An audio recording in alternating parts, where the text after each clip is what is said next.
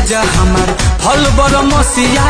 सर्दी जुकाम कबो होई ना खसिया कि तारा मुँह में धराइला तो छटकता